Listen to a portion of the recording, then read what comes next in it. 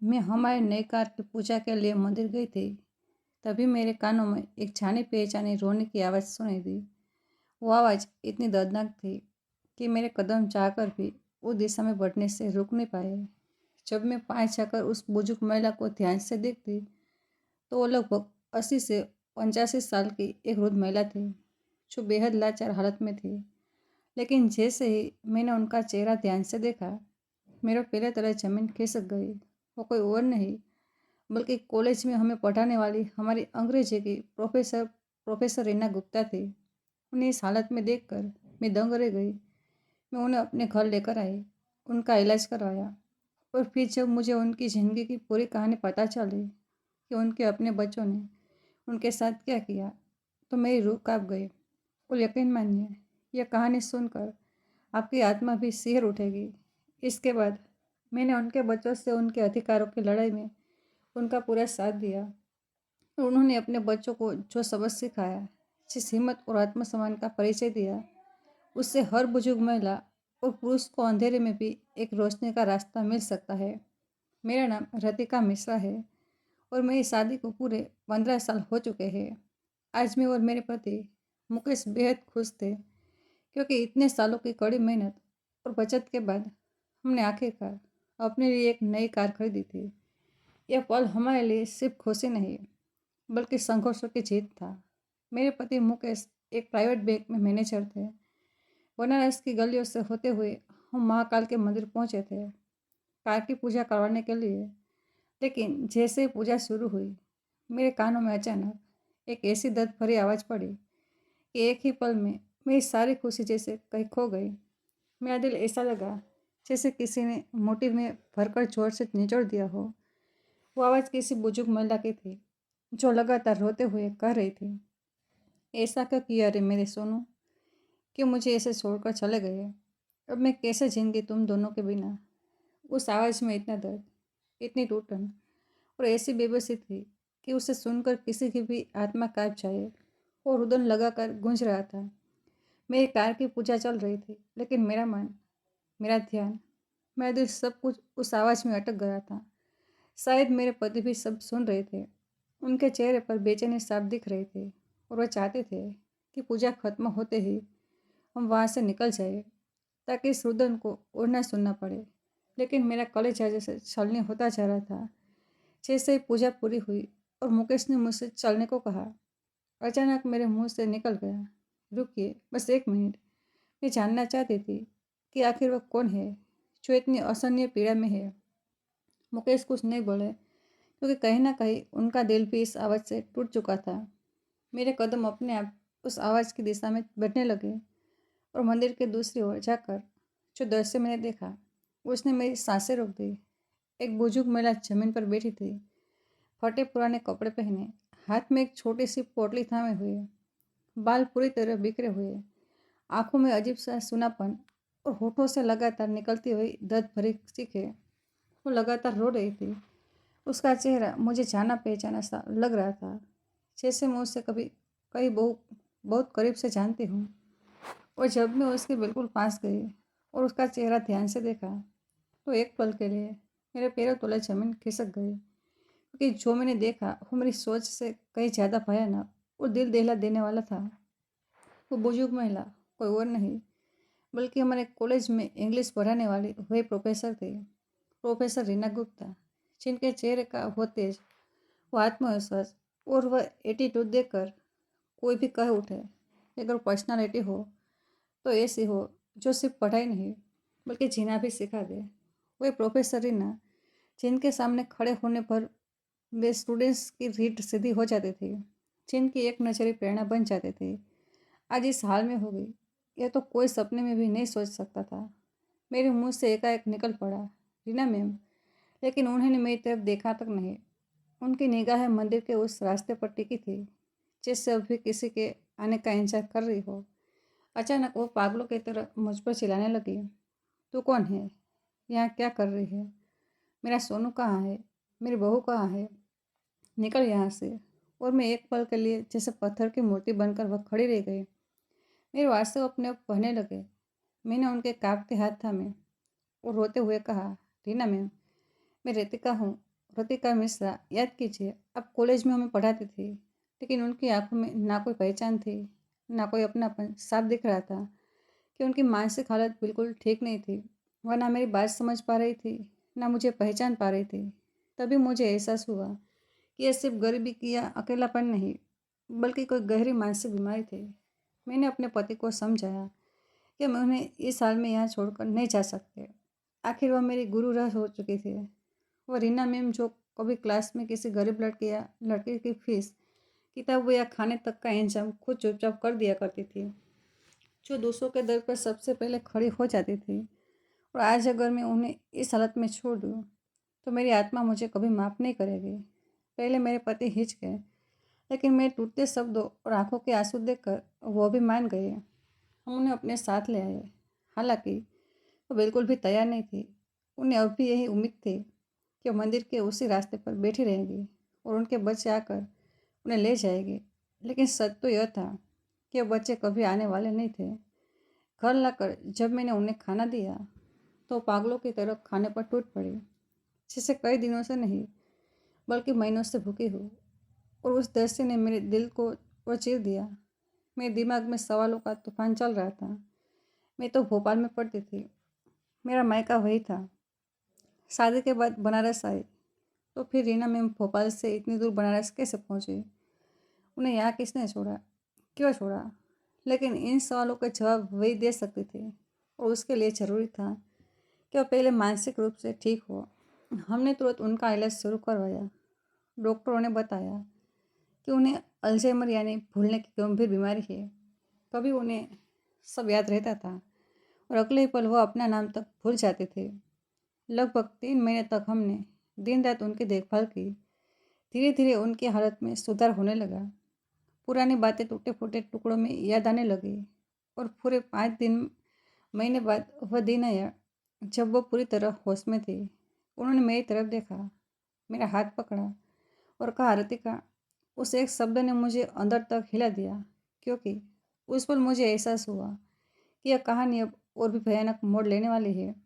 उन्होंने अपनी कहानी बतानी शुरू की और उनकी आवाज़ में कोई शिकवा नहीं था, बस एक गहरा सन्नाटा था जो हर शब्द के साथ और भारी होता जा रहा था। उन्होंने कहा, मेरे 2 बेटे हैं।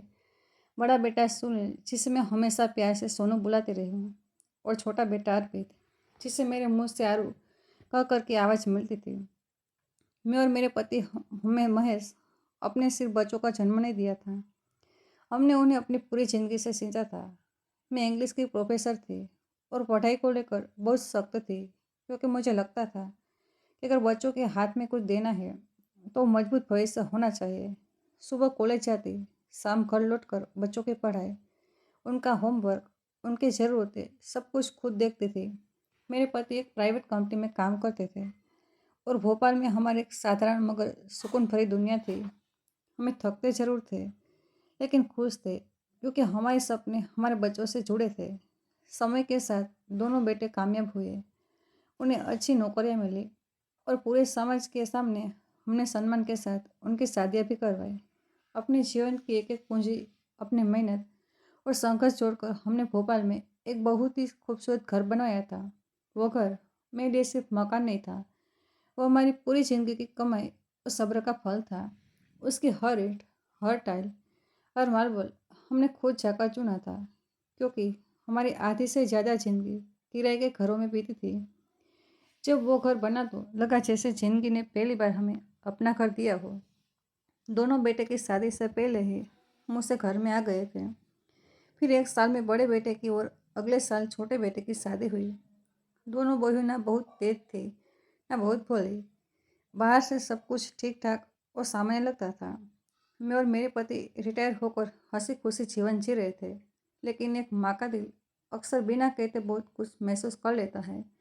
कहीं ना कहीं मुझे लगता था कि शायद हमारे साथ रहने से हमारे बेटे बहू खुश नहीं है। हालांकि वे कभी कुछ कहते नहीं थे। मैं खुद को समझा लेती थी कि शायद मैं ज़्यादा सोच रही हूँ, लेकिन सच यही था कि मैं बिल्कुल सही सोच रही थी।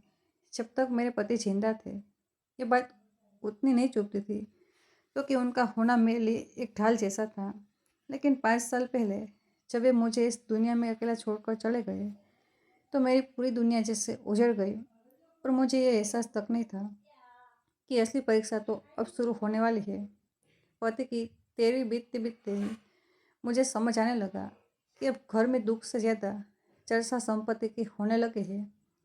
मेरे बेटे और बहू बेचैन रहते थे, हर वक्त यही जानने की कोशिश की वसीयत में क्या लिखा होगा, घर किसके नाम जाएगा, बराबर बंटवारा होगा या नहीं। कई बार यह बातें बहस में बदल जाती थी और सबसे ज़्यादा जो बात मुझे अंदर तक तोड़ देती थी वो यह थी कि अगर संपत्ति दो हिस्सों में बटी तो माँ किसके पास रहेगी। यह सवाल सबके मुंह पर था, लेकिन जवाब में कोई भी मुझे अपने साथ रखने को तैयार नहीं था। मैं सब सुनती थी और चुप रहती थी। यकीन नहीं कर पाती थी कि जिन बच्चों के लिए मैंने अपना पूरा जीवन कुर्बान कर दिया वे इतनी जल्दी इतने बदल जाएंगे। अगर आप सच में रीना गुप्ता की तकलीफ को महसूस कर पा रहे हैं, उनके दर्द, उनके अकेलेपन को, तो हम हर उस रीना की आवाज़ बन सके जो आज भी चुपचाप दर्द सह रही है। पति की मृत्यु के 1 महीने बाद जब उनका दोस्त वसीयत लेकर आया और हम सब हॉल में बैठे तो हर चेहरे पर बेचैनी साफ दिखाई दे रही थी। मैं हमेशा अपने पति से कहती थी कि दोनों बेटों को बराबर हिस्सा देना ताकि आगे कोई विवाद ना हो। मुझे भी यही उम्मीद थी कि घर आधा आधा बैठेगा, लेकिन मन में किसी के कोने में यह डर लगातार बैठा था कि फिर मैं कहाँ जाऊँगी। जैसे ही वकील ने वसीयत पढ़ी, सबके पैरों तले जमीन खिसक गए, क्योंकि पूरी संपत्ति मेरे नाम थी। एक पल को मुझे आश्चर्य हुआ, फिर थोड़ी सी राहत कि शायद अब मुझे अपने ठिकाने के लिए भटकना नहीं पड़ेगा। लेकिन मेरे बेटों और बहू के चेहरे पर गुस्सा साफ दिखाई देने लगा। बड़े बेटे ने कहा, पापा ने हमारे साथ नाइंसाफ़ी की है। उनके जाने के बाद प्रॉपर्टी हमारी होनी थी, ना कि मम्मी की। बहू ने यह कहकर आरोप लगाए, जरूर मम्मी जी ने ही उन्हें भड़काया होगा। बड़ी बहू ने तंज कसते हुए कहा, अब सब कुछ मम्मी जी के नाम है, इसलिए हंसकर या रोकर अब हमें उनकी खातिरदारी करनी पड़ेगी। मैं अपने कमरे में बैठी यह सब सुन रही थी और हर शब्द के साथ मेरा दिल अंदर ही अंदर टूटता जा रहा था, क्योंकि उस पल मुझे यह साफ समझ आ गया था कि जिस घर को मैंने अपने सपनों से बनाया था उसी घर में अब सबसे ज़्यादा अकेली हो चुकी थी। घर भले ही मेरे नाम था, लेकिन उस घर में अपनापन दूर दूर तक कहीं नहीं दिखता था। मैं हर दिन भीतर ही भीतर टूटी चली जा रही थी। बहू ये समय पर खाना लाकर मेरे कमरे में रख देती थी, लेकिन ऐसे जैसे कोई बोझ उतार रही हो। उनकी आंखों में ना इज्जत होती थी, ना मन में अपनापन, ना चेहरे पर जरा भी से भी गर्माहट। मेरे बेटे ऑफिस से आते कमरे के बाहर से बस औपचारिकता निभा लेते, माँ कुछ चाहिए तो नहीं, और बिना जवाब सुने आगे बढ़ जाते। मेरे पास 5 मिनट भी बैठना नहीं चाहते थे। मैं उन्हें कैसे बताती कि मुझे खाना या दवा नहीं, बस उनका साथ चाहिए, उनका थोड़ा सा समय चाहिए, उनका प्यार चाहिए। लेकिन मैं ये भी जानती थी कि यही एक चीज़ है जो मुझे कभी नहीं दे सकते। धीरे धीरे दिन बीतते गए और मेरी ज़िंदगी को 2 वक्त के खाने और एक बंद कमरे में अकेलेपन में सिमट गई। अगर कभी कोई मेहमान आ जाता और मुझे बाहर आना पड़ता तो वो ये शब्दों से कुछ नहीं कहती थी, लेकिन उनकी नज़रें, उनके चेहरे के भाव और उनकी हरकतें साफ बता देती थी कि मेरी मौजूदगी उन्हें कितनी अखरती है। इसी वजह से मैं ज़्यादातर अपने कमरे में ही रहने लगी। समय के साथ ही अकेलापन मेरे ऊपर किसी बीमारी की तरह हावी होने लगा और मुझे पता ही नहीं चला कि कब मैं खुद बदलने लगी। मैं छोटी छोटी बातें भूलने लगी। कभी चश्मा कहाँ रखा है ये याद नहीं रहता, कभी यह भी भूल जाती कि खाना खाया या नहीं। कई बार ऐसा होता कि मुझे याद ही नहीं आता कि मेरे बच्चे भी हैं, और कभी कभी तो ऐसा लगता जैसे मेरी अपनी शादी भी किसी और जिंदगी की कहानी हो। मेरी हालत अजीब और डरावनी होती जा रही थी। एक दिन मैं टहलने के लिए घर से बाहर निकली, लेकिन कुछ ही देर में मुझे एहसास हुआ कि मैं घर का रास्ता ही भूल गई हूँ। मैं घंटों भटकती रही, सुबह से दोपहर, दोपहर से शाम और फिर शाम से रात, लेकिन मेरा दिमाग जैसे काम ही नहीं कर रहा था। मैं डर हुई थी, थकी हुई थी, भूख से बेहाल थी और मुझे समझ नहीं आ रहा था कि मैं कहाँ जाऊँ। तभी अचानक मेरे कानों में एक आवाज़ पड़ी और मेरा बड़ा बेटा सुनील था जो मुझे खोदते हुए आया था। उसे देखकर मेरा दिल भर आया। मैं दौड़कर उसके पास गई।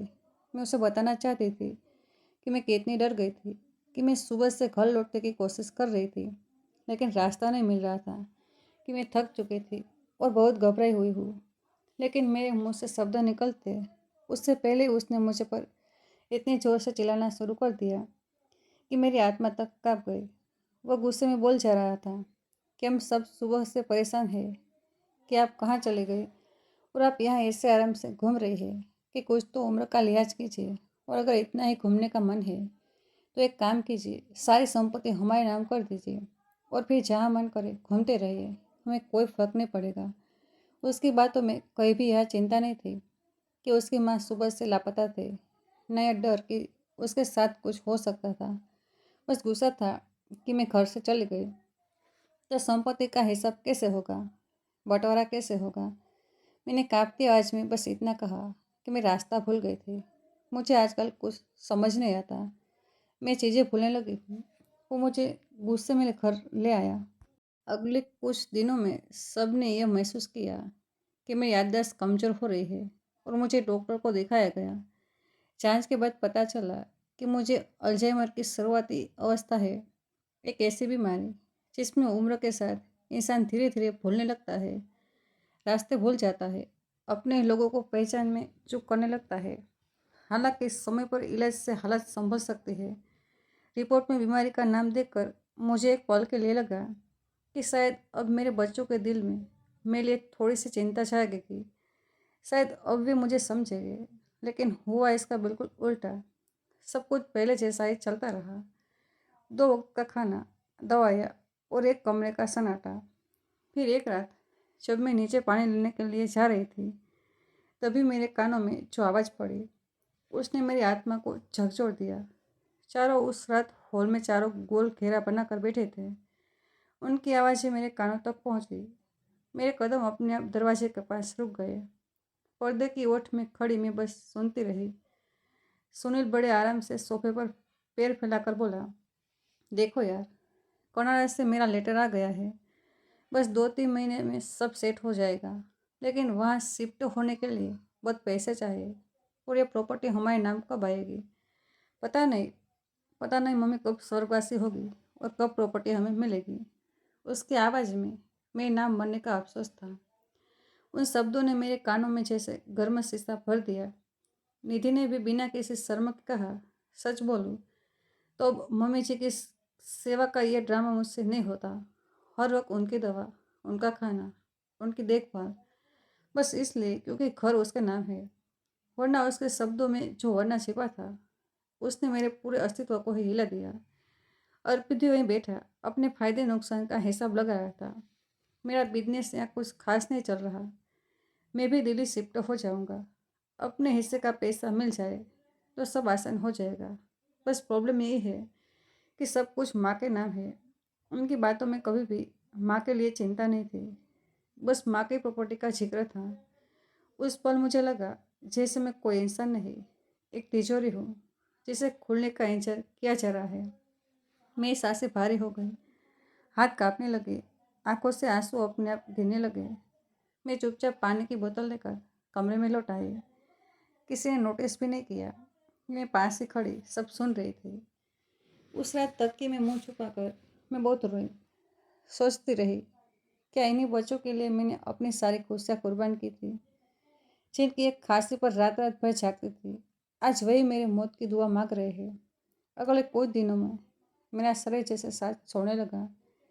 दवाई लेती थी और असर नहीं होता था। कभी चश्मा पहन कर भी साफ नहीं दिखता। कभी अपने ही कमरे का रास्ता भूल जाती। कई बार आईने में खुद को देखती तो लगता यह औरत कौन है। क्या सच में ही वह माँ है जिसने कभी पूरे घर को संभाल कर रखा था। घर में सब लोग मौजूद थे, फिर भी मैं सबसे ज़्यादा अकेले थी। फिर एक दिन अचानक सुनील और अर्पित बड़े प्यार से मेरे पास आए। उनके चेहरे पर नकली मुस्कान थी जिसे मैं उस वक्त समझ नहीं पाई। बोले, माँ आप बहुत दिनों से कहीं घूमने नहीं गई, चलिए आपको बनारस ले चलते हैं, बाबा विश्वनाथ के दर्शन करवा देंगे। कहते हैं वहाँ जाने से मोक्ष मिलता है। उनके मुंह से इतनी मिठास भरी बातें सुनकर मैं सूखा मन जैसे भीग गया। लगा शायद मेरे बच्चों का दिल बदल गया है, शायद उन्हें मेरी तकलीफ समझ आ गई है। मैं बच्चे की तरह खुश हो गई। अपने पुराने सूट निकाले, दवाइयाँ समेटी, भगवान का शुक्रिया अदा किया कि चलो अब आखिरी दिनों में बच्चों का साथ तो मिलेगा। लेकिन सफ़र के दौरान ही मेरी तबीयत बिगड़ती रही। चक्कर, घबराहट, कमजोरी। मैंने कहा भी एक बार डॉक्टर दिखा दो, पर उन्होंने हंसकर टाल दिया। अरे माँ, कुछ नहीं, उम्र का असर है। बनारस पहुंचकर मंदिर की भीड़ में हम आगे बढ़ रहे थे। चारों तरफ घंटिया की आवाज़, हर हर महादेव के जयकारे, धूप धुआं। मैं उनका हाथ पकड़े चल रही थी कि अचानक किसी ने जोर से धक्का दिया। मेरा हाथ छूट गया। मैं घबरा कर इधर उधर देखने लगी। सुनील, अर्पित, निधि, कोई नहीं। मैं पागलों की तरह उनका नाम पुकारती रही। भीड़ मुझे धकेलते रहे। तभी दूर सड़क पर हमारी कार दिखाई दी। पहले लगा शायद मेरा इंतजार कर रहे होंगे, लेकिन अगले ही पल कार आगे बढ़ी और दूर चली गई, बिना पीछे मुड़े। उस पल मुझे समझ आ गया, उन्होंने मुझे जानबूझकर छोड़ दिया है। मेरे पैरों तले जमीन खिसक गई। मैं वही सीढ़ियों पर बैठकर फुट फुट कर रोने लगी। हाथ जोड़कर लोगों से कहती, मुझे घर पहुंचा दो, मेरे बच्चों खो गए हैं। लेकिन सच तो यह था कि मैंने उन्होंने मुझे खो दिया था। मेरे पास ना पैसे थे, ना दवाइयाँ, ना कपड़े। भूख प्यास से हालत खराब हो रही थी। कभी वर्तमान में होती, कभी अतीत में चली जाती। कभी बच्चों का बचपन याद आता, तो कभी खुद को भूल जाती। कभी पति का चेहरा जो कहता था बच्चों को संभालना। मेरी बीमारी मुझ पर हावी हो रही थी। मैं सब कुछ भूलने से लगी। बस दो नाम याद रहे, सोनू और आरू। पता नहीं कितने दिन मैं वहाँ भटकती रही, कब गिरी कब उठी। बस इतना जानती हूँ कि जब होश आया तो तुम मेरे साथ थे। अब मुझे समझ आ रहा है, उन्होंने ज़रूर मेरी अल्जाइमर की दवाएं बदल दी होगी। तभी तो बीमारी मुझ पर इस कदर हावी होने लगी। मैं धीरे धीरे सब कुछ भूलती चली गई। अपना घर, अपना अतीत, यहाँ तक कि अपना नाम भी। जानती हो बेटा, वो सब जानबूझकर हुआ था। मेरे कपड़े, मेरे पहचान पत्र, मेरी दवाइयाँ, सब चुपके से मुझसे छीन ली गई, ताकि मैं इस मंदिर में पड़ी रहूं, एक लावारिस औरत की तरह, अपनी याददाश्त खोकर पागलों की तरह भटकती रहूं और यही कहीं चुपचाप दम तोड़ दूं। शायद मेरे मरने से पहले ही उन्होंने मेरी मौत का जश्न भी मना लिया होगा। लेकिन अब ऐसा नहीं होगा। तुमने मुझे बचा लिया, मेरी बच्ची। तुमने सिर्फ मेरी जान नहीं बचाई, तुमने मुझे मेरी पहचान लौटा दी। मैं ये एहसान जिंदगी भर नहीं भूलूंगी। मेरे दिल में अब प्यार नहीं, आग है। मेरे अपने खून ने मुझे धोखा दिया था। अब मैं कमजोर माँ नहीं, एक टूटी हुई लेकिन जिद्दी औरत बन गई हूँ।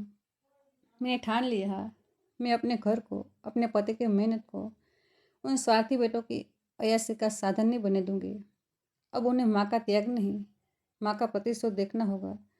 उनकी पूरी कहानी सुनते सुनते ऐसा लग रहा था जैसे कोई मेरे सीने के भीतर धीरे धीरे चाकू घुमा रहा हो। हर शब्द के साथ मेरी आंखें भरती जा रही थी। सामने बैठी रीना मैडम बोल रही थी, लेकिन उनकी आवाज़ में जो टूटन थी वह सीधे मेरी आत्मा तक उतर रही थी। उनकी झुर्रियों में छिपे सालों के त्याग, आंखों में जमी हुई नमी, कांपते हाथ सब गवाही दे रहे थे कि उन्होंने सिर्फ बच्चों को नहीं, अपनी पूरी जिंदगी अपने सौंप दी थी।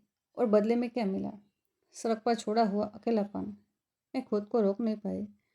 उनके पास जाकर उनके हाथ पकड़ लिए। मैंने कहा, मैडम, अब आप अकेले नहीं हैं। मैं आपके साथ हूँ। जो आपके बेटों ने किया है उसका हिसाब जरूर होगा। मैं आपको न्याय दिलवाऊंगी। मेरी आवाज़ काँप रही थी, पर इरादा मजबूत था। उस रात घर आकर मैंने पूरी बात अपने पति मुकेश को बताई। वह शांत स्वभाव के इंसान है, पर उस दिन उनके चेहरे पर भी गुस्सा साफ दिख रहा था।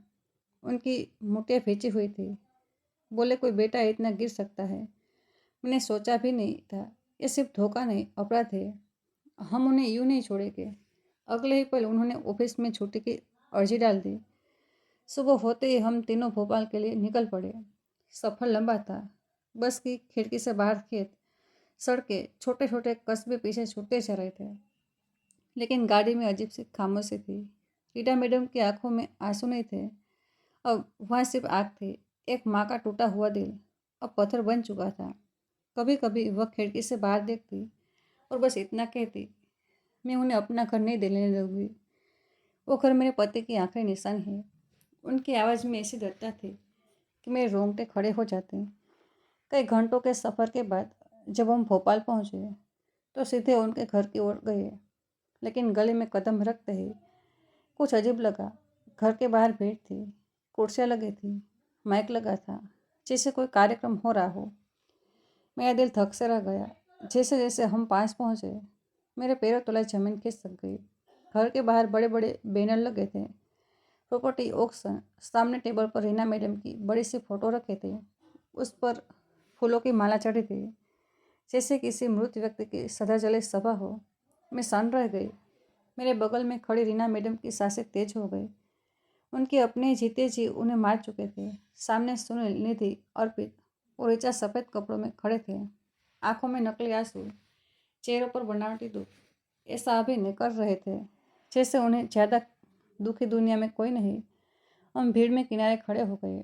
तभी सोनल माइक लेकर बोला, जैसा कि आप सब जानते हैं, हमारी माँ रीना गुप्ता का 6 महीने पहले निधन हो गया। यह शब्द सुनते ही रीना मैडम काँप उठी। उनकी आंखों से आंसू ने जैसे लावा बह रहा था। मेरे पति ने गुस्से में दांत भी लिए। सुनील आगे बोलता रहा, माँ के जाने के बाद ये घर संभालना हमारे लिए मुश्किल था, इसलिए मजबूरी में हमें इसे बेचना पड़ रहा है, वरना इस घर से हमारी बहुत यादें जुड़ी है। उसका हर शब्द झूठ से सना हुआ था। वो 50 करोड़ की बोली, आधा आधा बंटवारा, कागजी प्रक्रिया सब खुलेआम बता रहा था, जैसे माँ की नहीं किसी पुरानी चीज़ की बिक्री हो रही हो। तभी अचानक मेरे बगल से गरजती हुई आवाज़ आई, रुको। पूरा माहौल थम गया। रीना मैडम आगे बढ़ी, आंखें लाल, चेहरा तमतमाया हुआ। मैं मरी नहीं हूँ, अभी जिंदा हूँ। भीड़ सन रह गई। सुनील और अर्पित के चेहरे ऐसे सफ़ेद पड़ गए जैसे खून ही सूख गया हो। चेक लिए खड़ा विराट सिंघानिया भी अवाक रह गया। सबकी नजरें उन पर टिक गई। उन्होंने कांपती लेकिन मजबूत आवाज़ में कहा, इतने गिर जाओगे, सोचा नहीं था। अपनी जीत माँ को मार दिया तुमने। आज सबको सच बताऊंगी, और अगर तुम्हें जेल की सलाखों के पीछे ना पहुंचाया तो मेरा नाम भी रीना गुप्ता नहीं। उस पल पहली बार मैंने एक माँ को देवी की तरह खड़ा देखा, टूटी हुई नहीं, लड़ने के लिए तैयार। आज जब मैं उन्हें देख रही थी तो साफ समझ पा रही थी कि वह टूटी बिखरी भटकी हुई बुजुर्ग महिला नहीं, बल्कि वही पुरानी आत्मविश्वासी प्रोफेसर रीना गुप्ता फिर से लौट आई थी। उनकी चाल में ठहराव था, आंखों में तेज और चेहरे पर ऐसा साहस जैसे सब उन्हें किसी का डर नहीं। वो सीधे माइक की तरफ बढ़ी। पूरा वो उनकी हर हरकत देख रहा था। अचानक उन्होंने सुनील के सामने जाकर बिना एक शब्द कहे उसे जोरदार थप्पड़ मार दिया। आवाज़ पूरे हॉल में गूंज गई। फिर अर्पित की तरफ मुड़ी और उसे भी एक जोरदार थप्पड़ रसीद किया। रीजा निधि घबरा कर पीछे हट गई। दोनों के हाथ अपने मुंह पर थे। माहौल सन हो गया। लोग कुर्सियों से उठ खड़े हुए। रीना मैडम ने माइक थामा। आवाज़ काँप रही थी, पर शब्दों में आग थी। अभी आपने जो देखा वह तो इतनी करतूतों के सामने कुछ भी नहीं है। इन लोगों को जेल होने चाहिए। फिर उन्होंने एक एक करके अपनी पूरी कहानी सबके सामने रख दी। कैसे उनके बेटों ने लालच में आकर उनकी अल्जाइमर की दवाएं बंद करवा दी, बनारस घुमाने के बहाने भीड़ में अकेला छोड़ दिया ताकि वह अपनी पहचान खोकर कहीं गुम हो जाए और दुनिया उन्हें मरा हुआ मान ले। कैसे बिना दवा के उनकी याददाश्त मिटती चली गई, कैसे वह दर दर भटकते रहे, और कैसे किस्मत ने उन्हें मुझसे मिलाया। इलाज हुआ, यादें लौटी, और आज जब वो अपनी ही संपत्ति लेने वापस आई तो सच सामने आ गया कि उनके बेटों ने पैसे के लालच में अपनी जिंदा माँ को ही मरवा दिया था। उनकी भीगी आंखें, कांपती आवाज़ और टूटा हुआ दिल देखकर भीड़ का खून खोल उठा। लोगों सुनील और अर्पित पर टूटे पड़ते, मगर तभी पुलिस आ गई, क्योंकि मैंने पहले ही फ़ोन कर दिया था। पुलिस ने जैसे ही चारों को पकड़ा, वो सब रीना मैडम के पैरों में गिर पड़े। माँ, माफ़ कर दो, हमसे गलती हो गई, एक मौका दे दो, हम सुधर जाएंगे। आप तो माँ है, आप अपने बच्चों के साथ ऐसा कैसे कर सकती है। उनकी आवाज़ों में डर था, पछतावा कम। मैं देख रही थी, एक तरफ माँ का दिल था जो बच्चों के आंसू देखकर पिघलना चाहता था, और दूसरी तरफ वो औरत थी जिसे उन्हें बच्चों ने जिंदा रहते हुए मौत दे दी थी। कुछ पल के लिए उनकी पलकों में कंपन हुआ, लेकिन अगले ही क्षण उन्होंने मुंह फेर लिया। शायद पहली बार उन्होंने माँ से ज़्यादा खुद को सुना। पुलिस उन्हें अपने साथ ले गई। भीड़ छट गई। 50 करोड़ का चेक वापस हो गया। नीलामी रुक गई, क्योंकि जिस घर की मालकिन को मरा हुआ समझ रहे थे वह तो पूरे हक के साथ जिंदा खड़ी थी। आज रीना मैडम हमारे साथ रहती है। उन्होंने अपनी भोपाल वाली प्रॉपर्टी में एक वृद्धाश्रम खुलवाया है और मुझे उसका ट्रस्टी बनाया है, ताकि उनके बाद भी कोई माँ लावेश ना हो। वो मेरे बच्चों को अंग्रेजी पढ़ाती है, उनके साथ हंसती खिलखिलाती है। घर में फिर से रौनक रहती है, मगर कभी कभी उनकी आंखें के कोने में वह अधूरा दर्द अभी चमक उठता है, अपने बच्चों के धोखे का दर्द। फिर भी उन्होंने ज़िंदगी से हारना नहीं सीखा। उन्होंने आगे बढ़ना चुन लिया, क्योंकि सच ये है, कुछ रिश्ते खून से बनते हैं और कुछ इंसानियत से, और इंसानियत वाले रिश्ते ही आखिर तक साथ निभाते हैं। तो दोस्तों, अब फैसला आपके हाथ में है। बताइए, क्या रीना मैडम ने अपने बच्चों के साथ सही किया? क्या ऐसे बच्चों को सज़ा मिलनी ही चाहिए थी, या फिर एक माँ को सब कुछ भूलकर उन्हें माफ़ कर देना चाहिए था? दोस्तों, आपको यह कहानी कैसी लगी? अपनी राय कमेंट बॉक्स में ज़रूर बताइए।